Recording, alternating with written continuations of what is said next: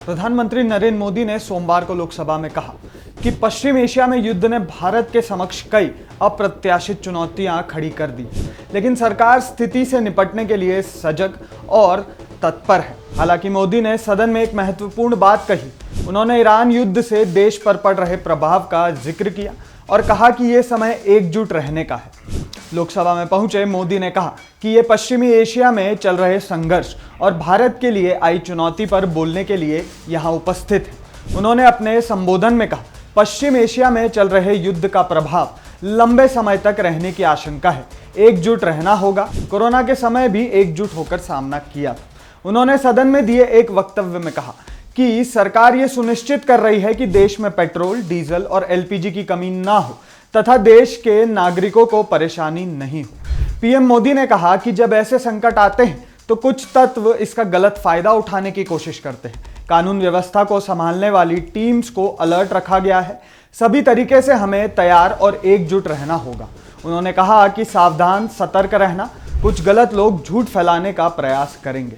PM Modi ने कहा, हालात का फायदा उठाने वाले झूठ फैलाने की कोशिश करेंगे।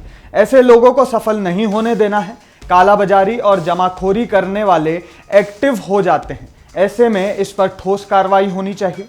प्रधानमंत्री मोदी ने सदन को बताया कि देश के पास 53 लाख मीट्रिक टन का रणनीतिक पेट्रोलियम भंडार है। उन्होंने कहा कि हर संभव माध्यम से पेट्रोल और गैस की उपलब्धता सुनिश्चित करने का प्रयास किया जा रहा है। उन्होंने कहा कि सरकार ने पिछले एक दशक में ऊर्जा सुरक्षा को लेकर जो भी कदम उठाए वो मौजूदा स्थिति को देखते हुए और प्रासंगिक हो गए हैं। पीएम मोदी ने कहा कि पश्चिम एशिया संकट शुरू हुए 3 सप्ताह से ज्यादा हो गए हैं तथा सभी देशों की अर्थव्यवस्था और जनजीवन पर इसका प्रतिकूल असर पड़ा है।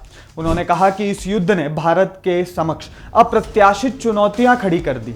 ये चुनौतियां न केवल आर्थिक बल्कि राष्ट्रीय सुरक्षा से जुड़ी और मानवीय भी है। अभी के लिए इस खबर में बस इतना ही। पीएम मोदी के जो एलपीजी संकट है उसको लेकर जो उन्होंने जवाब दिए हैं सदन में, उस पर आपकी क्या राय है? आपको क्या लगता है कि क्या ये संकट और बढ़ेगा या फिर जो स्थिति है वो कंट्रोल में आ जाएगी? आपकी राय आप हमारे साथ कमेंट बॉक्स में शेयर करना ना भूलें।